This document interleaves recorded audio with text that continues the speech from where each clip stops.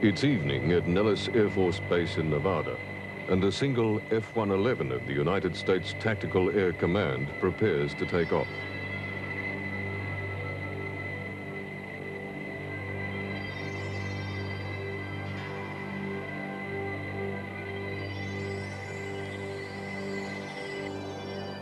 Okay, canopy's closed, latch. Latch, check my screen. Okay, what are the flash latch? All that's now except fetal protein. All the fibers. Okay. And that's it. Let's get channel 2 there, Dick. Right, channel 2.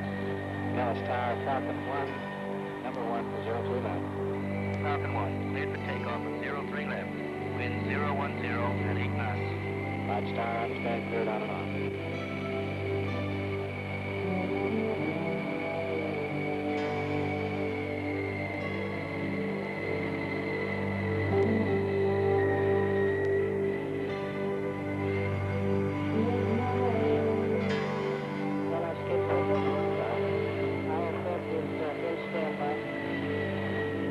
Radar video is good. Okay, flight estimates. Flight estimates are all reading good. Sounds we got a full mill. And we got good fuel flow. BPR is good. Pushing up to AB. Alright, let's open up. BPR is reading good. All pressure's good. Why don't you go ahead and turn the IFF on? The crew, both highly experienced, each with over 1,000 hours of flying time, go through the pre-flight ritual necessary to lift 80,000 pounds of high technology in the air and onwards to twice the speed of sound. To these airmen, it's just a matter of controls, instrument checks, and radio communication. Predictable, orderly, and routine.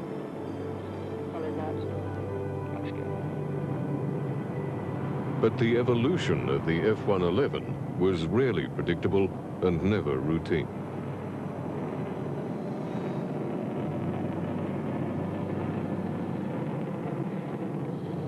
Okay, gear coming up. This aircraft's origins go back to the late 1950s, at which time the US Air Force was divided into several major air commands. But those most involved with combat aircraft were Strategic Air Command, charged with the intercontinental heavy bombing role, Air Defense Command, responsible for aerial protection, and the Tactical Air Command, or TAC as it was known, responsible for ground attack and interdiction tasks.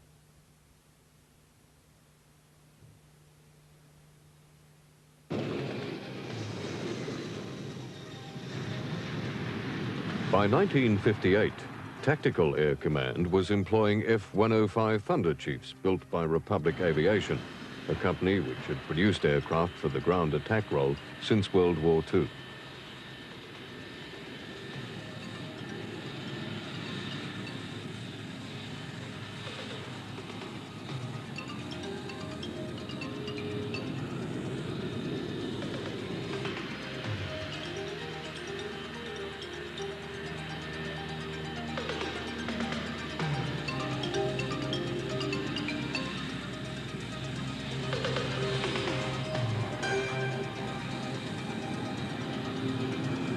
The 105, with its internal bomb bay and high speed, represented a major step forward in tactical fighters.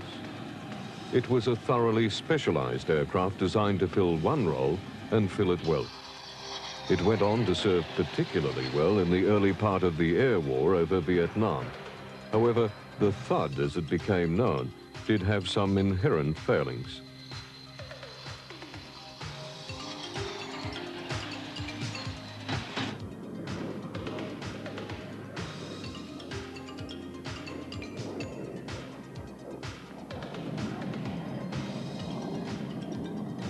It had a limited range, which encouraged it to be flown at altitude, thus making it vulnerable to enemy radar-aimed missiles.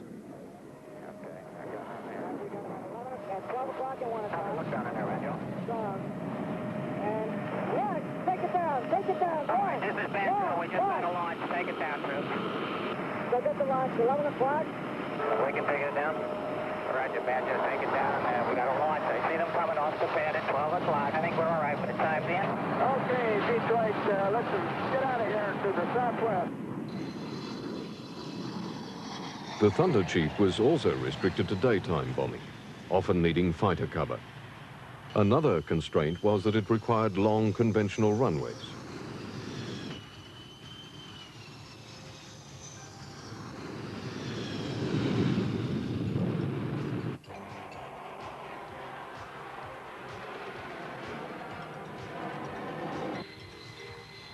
Knowing the long lead time to develop modern warplanes, as the 105 was entering service, TAC was already forming requirements for a replacement, the TFX project.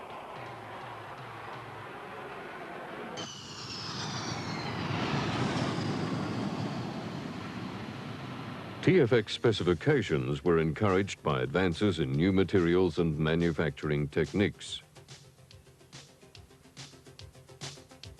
Solid-state electronic technology,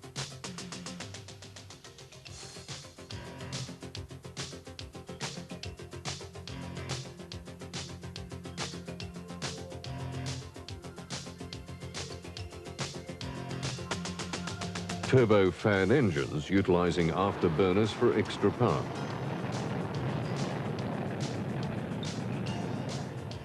But most exciting of all, information received from NASA confirmed that new approaches to using a variable swing wing were practical and would give far greater flexibility to aircraft performance. The Navy, too, was contemplating a new aircraft to be used as a fleet defense fighter. But while the F-4 Phantom was to be an exception, for reasons it specialized needs, the two services always developed their own aircraft.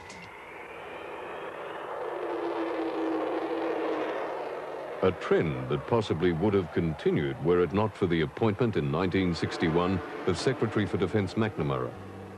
Robert McNamara was nothing if not a pragmatist. A former vice president of the Ford Motor Company, he arrived at the Pentagon determined to dispose of bureaucratic duplication and waste, only to be confronted with the Air Force's TFX and the Navy's fighter aircraft requirements. Despite strong objections from both Air Force and Navy staff, McNamara insisted on a policy of commonality, and submissions were called for from the industry for one basic design suitable for use in both services. In January 1962, after several competitions, the Pentagon reduced the field to two possible alternatives. Boeing's 818 model, while favored by both services, did not have a sufficiently high commonality content and would have employed engines that at the time were still on the drawing board. The other alternative was a joint venture from General Dynamics as the principal contractor, supported by the Grumman Corporation. Their design did offer a very high level of common ingredients for both services. In fact, the only major components to differ were the undercarriage, the wing length, and the nose. These are mock-ups of the two different nose designs. And in diagram form, firstly, the Navy's B design, followed by the Air Force A model. Overall, the General Dynamics design impressed McNamara the most, and their adherence to his commonality guidelines contributed to an initial order being placed in November '62 for 18 Air Force and 5 Navy planes. 25 months after the contract was signed, the first F-111, an Air Force version, took to the air. Typically, the F-111's design embraced many features, some used for the very first time on any aircraft anywhere. One of these was a crew capsule that could be jettisoned in an emergency as a complete unit clear of the main fuselage by the use of rockets. This could be done at any speed, at any altitude, or even from below water. And after it has landed or surfaced, the capsule could act as a survival shelter.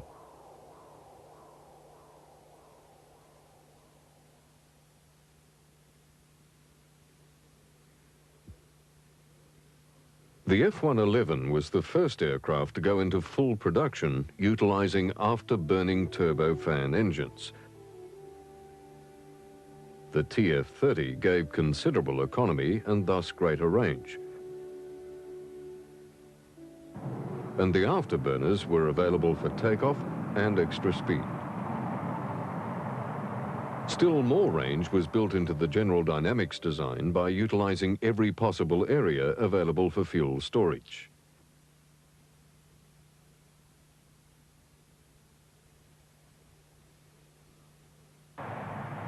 Even without external wing tanks, the plane had a range of over 2,500 nautical miles.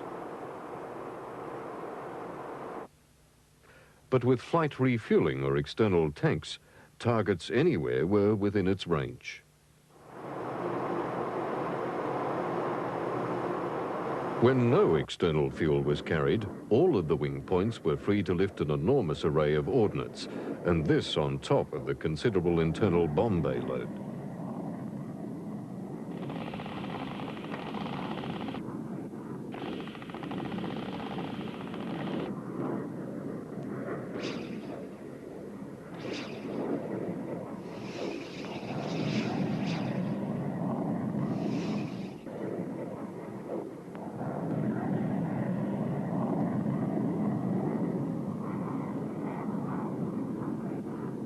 .111s can carry almost any weapon in the US Air Force arsenal, from the M61 Vulcan cannon to a free-falling nuclear bomb.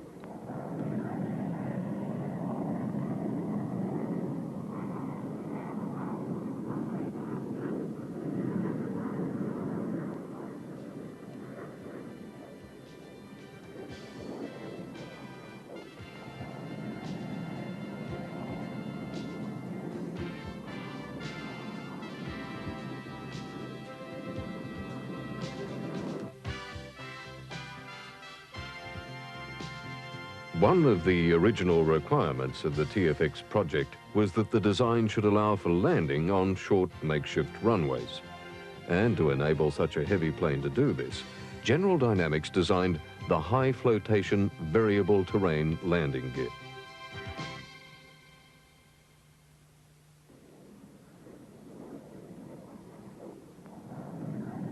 Another feature originally unique to the 111 was its terrain following radar. This system allows the pilot to select an operating height above ground of as little as 200 feet. When the control is set, the aircraft will respond to its forward terrain scanning radar and adjust its height automatically.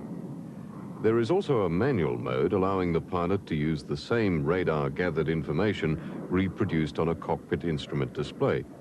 Thus, it is possible for the aircraft to fly at night and in all weather and still remain low enough to avoid possible radar detection.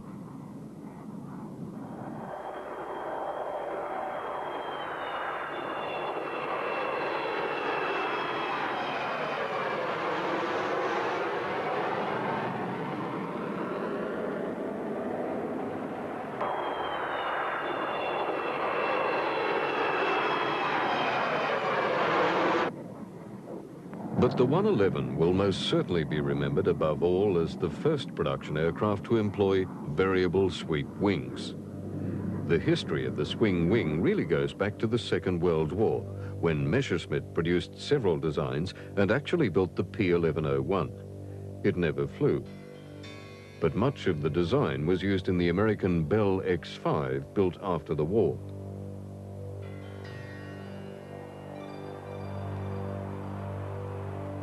This model flew successfully, as did the Grumman Jaguar, but neither plane was developed.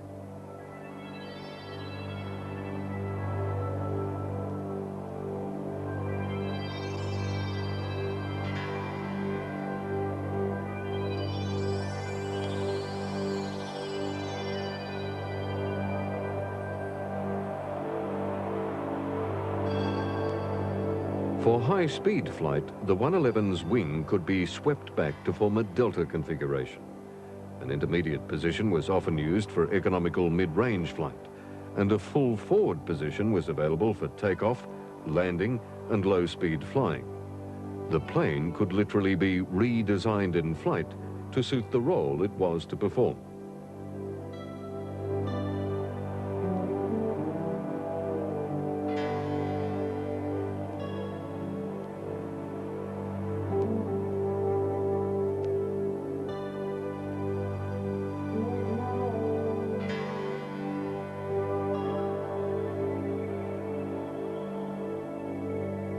Not only had the Fort Worth team to design a wing that could adjust its angle, but also within that surface, flaps, slats and fuel, together with their operating mechanisms, had to be accommodated.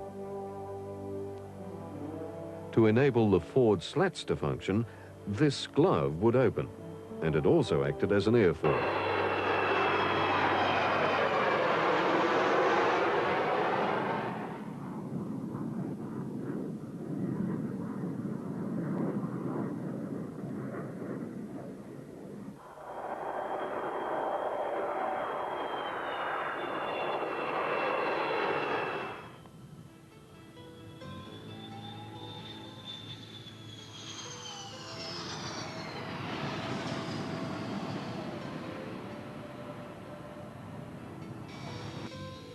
The development of the Air Force's A model continued, and good progress was made as all the new technology was put through its paces.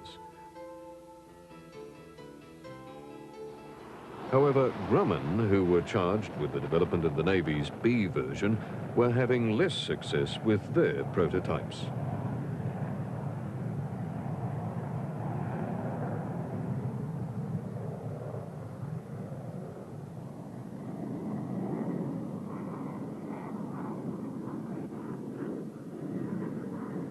Given McNamara's commitment to commonality, the Navy had little choice but to accept the B version of the F-111, or at least the prototypes. The first of the prototypes used much the same parts as the A model. However, for successful carrier use, lighter planes were required.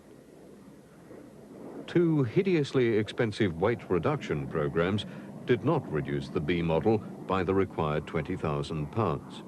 And along the line, the resultant modifications had radically reduced the commonality factor.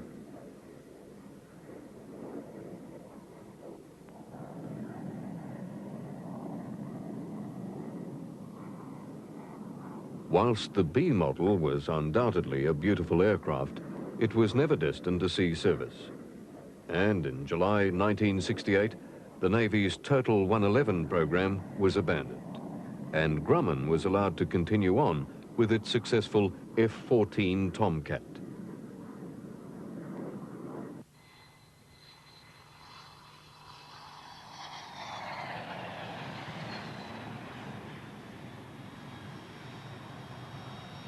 Harvest Reaper was the test program for bringing the aircraft to combat readiness. And by early '68, after 8 months of testing, a decision was made to subject the F-111 to actual combat conditions then offered by the air war in Vietnam.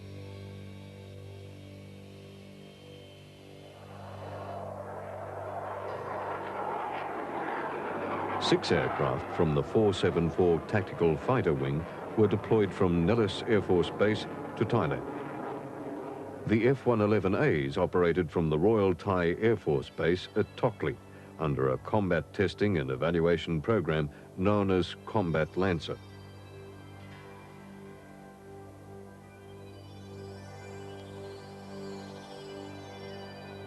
From this location, they were well within easy access of targets in Vietnam.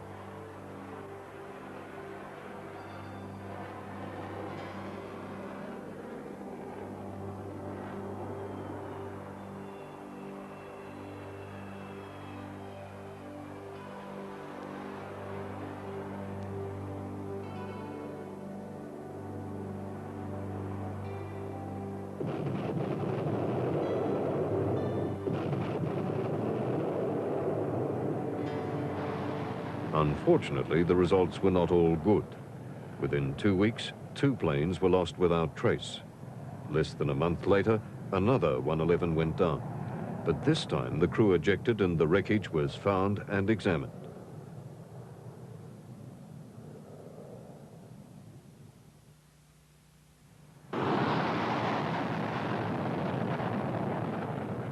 The losses received bad publicity and were wrongly attributed in some news reports to ground fire, when the problems were really of a technical nature. After 55 missions had been flown, the operation ended, and the remaining aircraft returned to Nellis.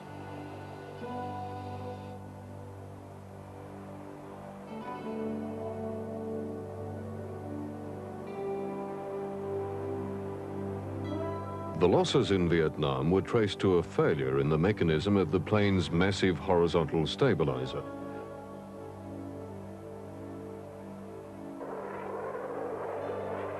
Then, in December '69, a Nellis-based 111 lost a wing, resulting in a fatal crash.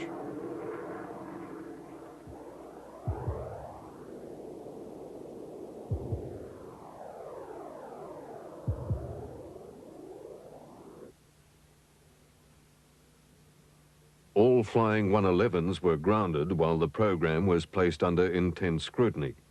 The wing problem, traced to a failure in the wing pivot box, was not the only ammunition for its critics. The expensive development in the Navy B version, considerable cost overruns, and the losses in Vietnam had all caused the General Dynamics Wonder plane to suffer at the hands of press and political opponents alike. In defense of the 111 project, it must be said that in trailblazing so much new technology, it was inevitable that major problems would be encountered.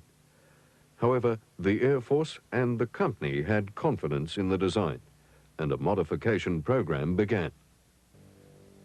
By the time the modification program was complete, the 111 stood a near-perfect airplane. TAC used 4 different strike versions of the F-111. Externally, they are almost identical, but they varied considerably in cost due to the electronics packages used. Apart from TAC, the Strategic Air Command, looking for a replacement to offset the loss of its older B-52s and the B-58 Hustlers, employed 76 FB-111s as strategic bombers.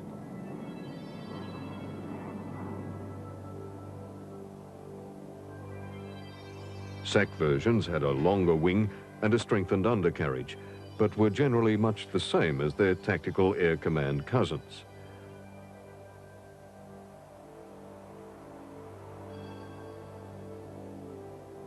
Thus, the 111, once designated a fighter, now flies alongside later B-52s as part of the US nuclear deterrent force.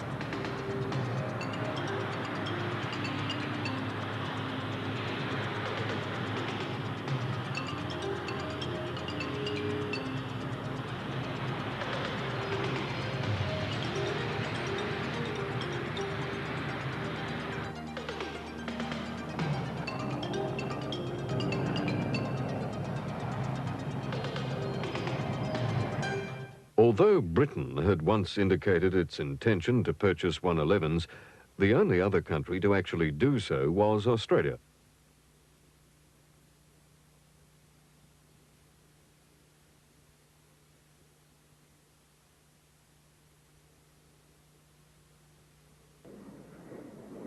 The Royal Australian Air Force, in a brave move, ordered 24 F-111s straight off the drawing board.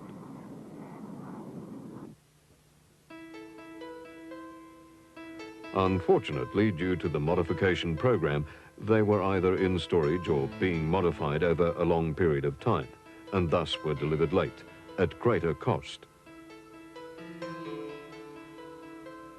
However, the Australian F-111Cs, with their longer wings and strengthened undercarriage, similar to the SAC bomber model, are now considered a wise choice and perform their role well.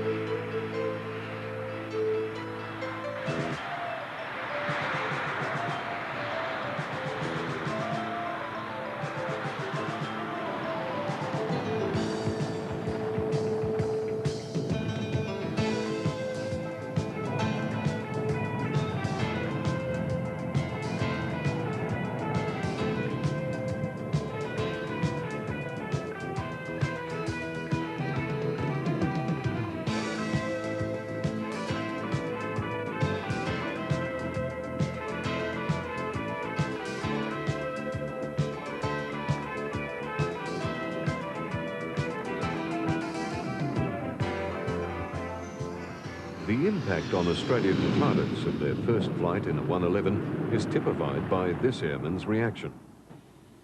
That flight was pretty exciting.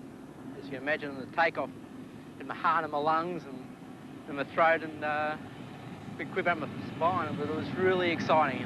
Can't compare. We did the afterburners and away it went. It just took off and it was a fantastic feeling.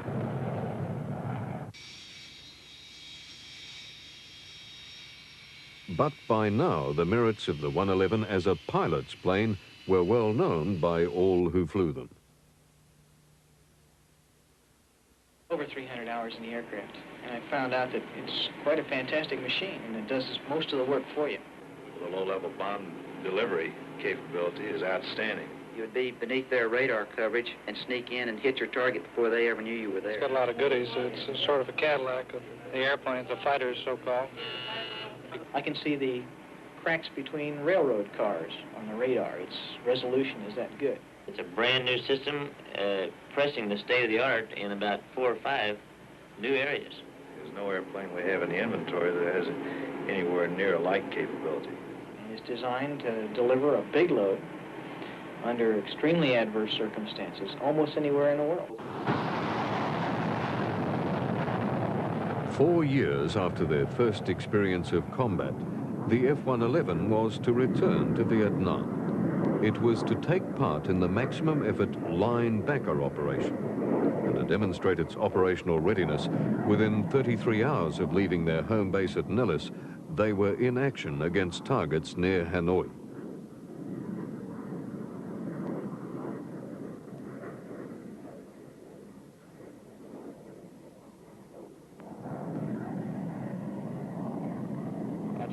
This time, the results were very different.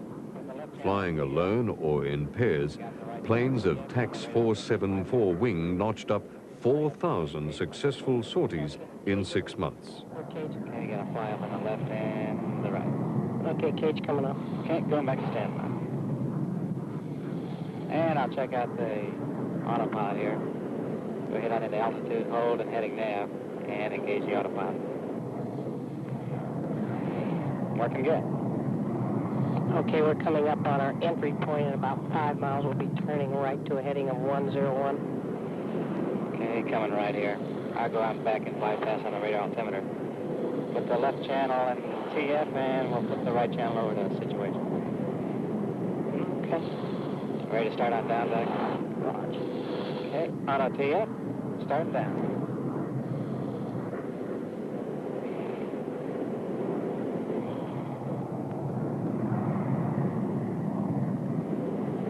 Okay, I'm picking up the ground returns now. Looks Yeah, attitude indicator looks good. Coming on down the E-scope, ground returns coming in, and the radar altimeter clicked in at 5,000. Roger, we should level off about 500. Looking down to 1,000 here now, coming up 700, 600, and it's leveling off real fine, 550. Okay, it looks good over here. I've got a ridge coming up at 5 miles on the scope, and it's dead ahead, going to 5 over 15. Okay. Looks like it's about 3 miles on my E-scope now.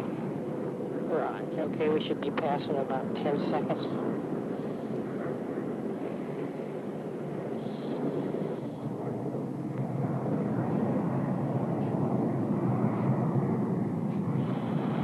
Okay, I'm going to target, and we're in target, and I'm picking up returns. It looks good. Crosshairs are falling good. Got the captain's mark.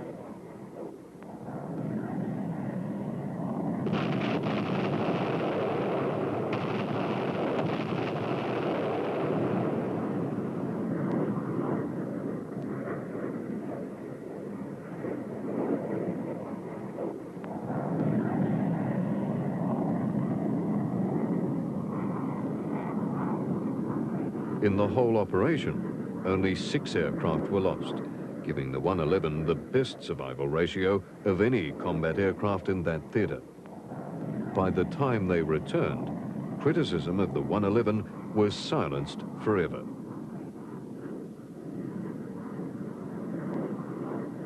Later support for the wisdom of a variable wing strike bomber came from the Soviet Union by way of imitation with its Su-24 Fencer. very much a look-alike to the 111.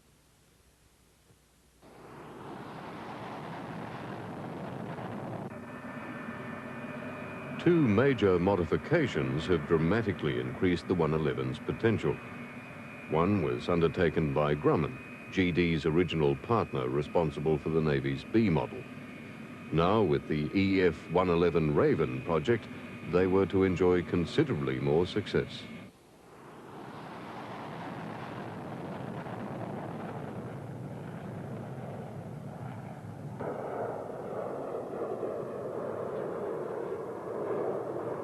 The Raven is literally an earlier model 111, stripped down to its basic components and completely rebuilt as a vehicle to carry electronic countermeasures. In these aircraft, the second crew member is an electronic weapons operator who uses the complicated electronic countermeasures to disrupt enemy radar, thus providing a curtain for other attacking aircraft.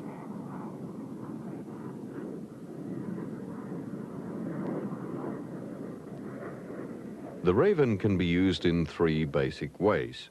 Firstly, in a standoff jamming role, providing protection for other aircraft from a distance. Secondly, as close air support going in at low level to give ground attack aircraft electronic cover. And finally, EF-111's deep penetration of hostile airspace, along with an attacking force to jam enemy radar.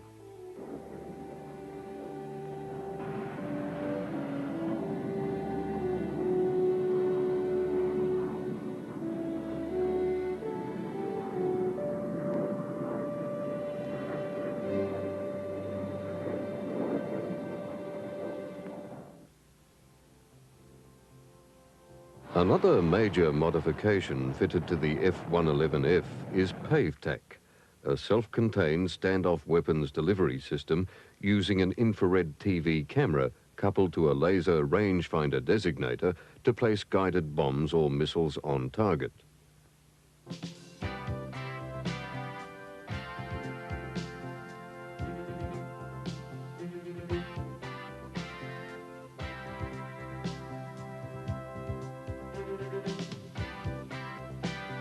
PaveTac components are fitted at locations throughout the aircraft.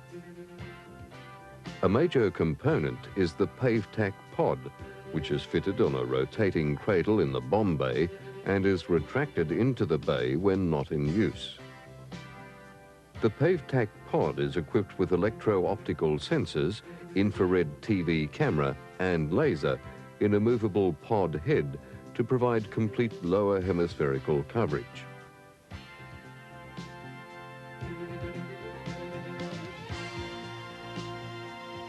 The target is tracked on radar and steering corrections are made. Then, at approximately 3 miles, the target is identified on the TV display and the infrared imagery is switched on. This photo-like video permits tracking of the target more accurately. The laser-guided bomb is released and the aircraft turns away to avoid the defended target and bomb blast.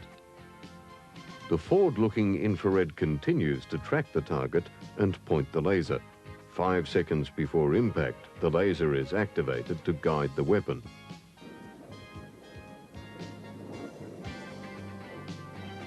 Here you are looking at an actual AGM Maverick missile launch.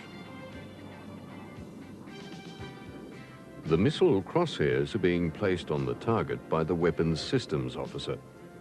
The missile is now locked on.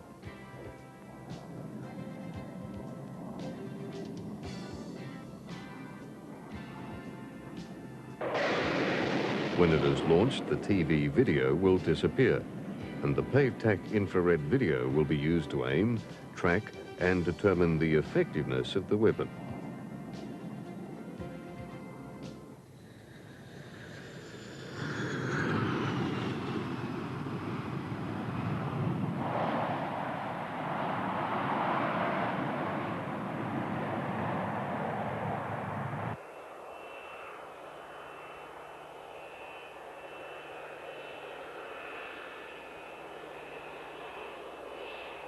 In 1972, F-111s were also based in Britain, where they formed part of the United States contribution to NATO.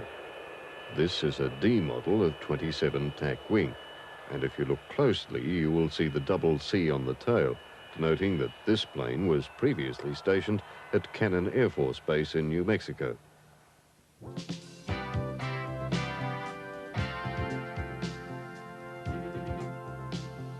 Here it is being winched into its hardened aircraft shelter. Now, EF Ravens are also based in Britain.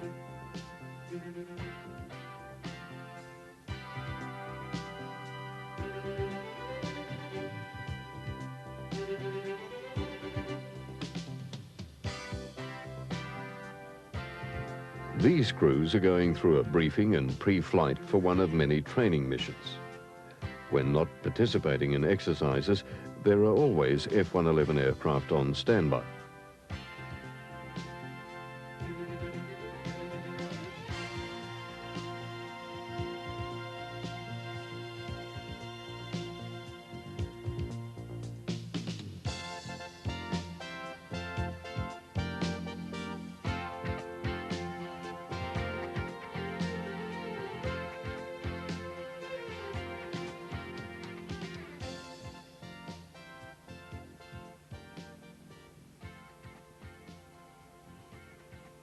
On April 14, 1986, F-111s of the 48th Tactical Fighter Wing left RAF Lakenheath, not for an exercise, but as part of the American strike mission against Libya.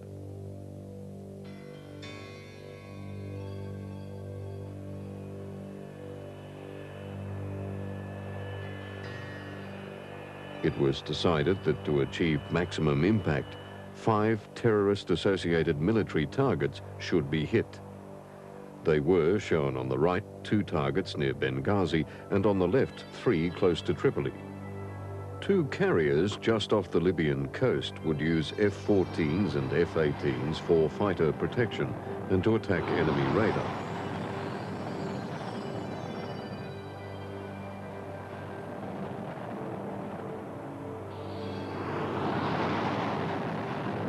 A-6s and A-7s would combine as a bomber and electronic countermeasure force, and an E-2C would control the entire operation, which would also require F-111s based in Britain to attack the targets in Tripoli.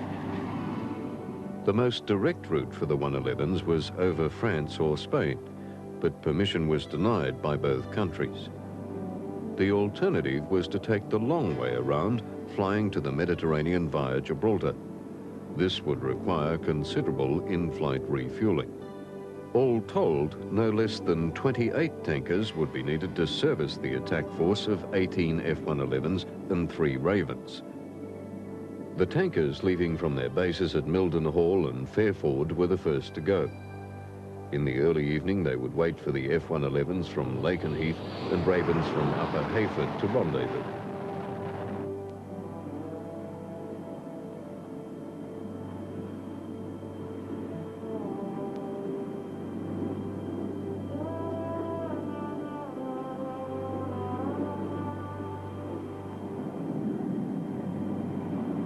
At this point, the extra aircraft provided as a safeguard against malfunction returned to base, leaving the remaining 18 F-111s with their Raven escorts to continue on into the long night ahead.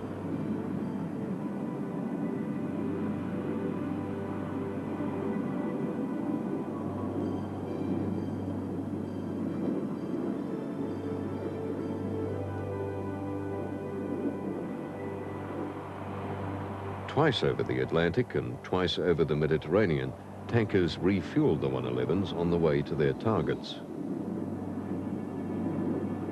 At about 1:45 a.m. local time, the force dropped to about 300 feet and broke into 3 groups, each with its electronic escorts. One group went inland over Libya to enable it to attack Tripoli from the south. 10 minutes later, the bombers lowered their pave-tack pods and began to scan for their targets. By 2 a.m., they found them.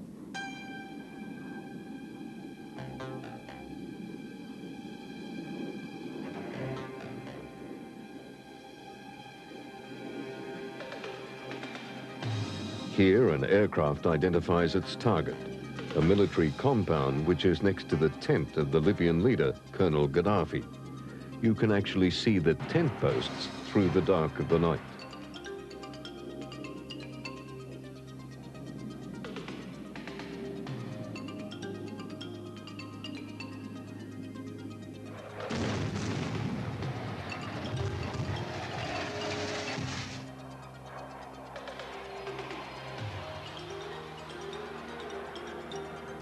Within minutes, Libyan ground defences, though denied the use of their radar, opened up with anti-aircraft fire, and the night air was alive with tracers and decoy flares from the 111s.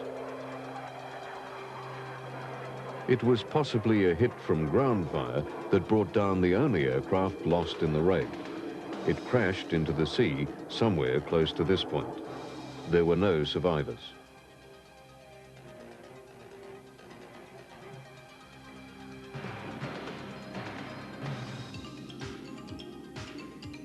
Whilst another group was attacking a port facility, this group attacked the military section of Tripoli Airport. You can see 9 bombs 60 feet apart about to hit Russian-built transports. The picture flips as the plane passes over its targets. The film is shown here again, with the picture turned right side up. In just 11 minutes, the raid was completed, and the 111s returned to their waiting tankers to be refueled twice on the return trip. But a malfunction in one aircraft caused it to land at Rota in Spain, shown here as a white spot.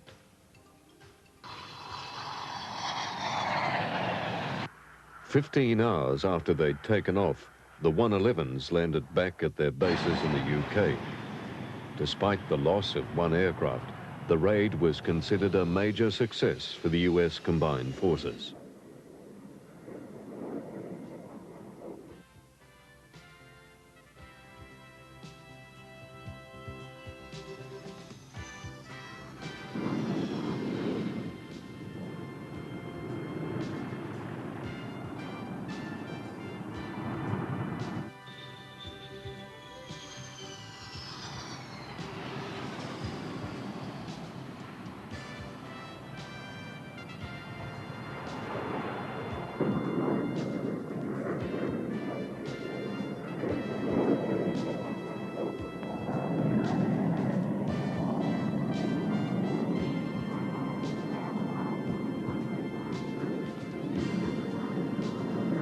While McNamara's dream of a fighter bomber for Air Force and Navy use never came true, there can be no doubt that the F-111 project has produced an extremely effective aircraft for tactical and strategic bombing, and more recently, airborne electronic warfare. Its second involvement in Vietnam and the Libyan raid particularly demonstrated that this superb aircraft, with its swing wing for low-level penetration and massive weapons load, has more than vindicated the original production design.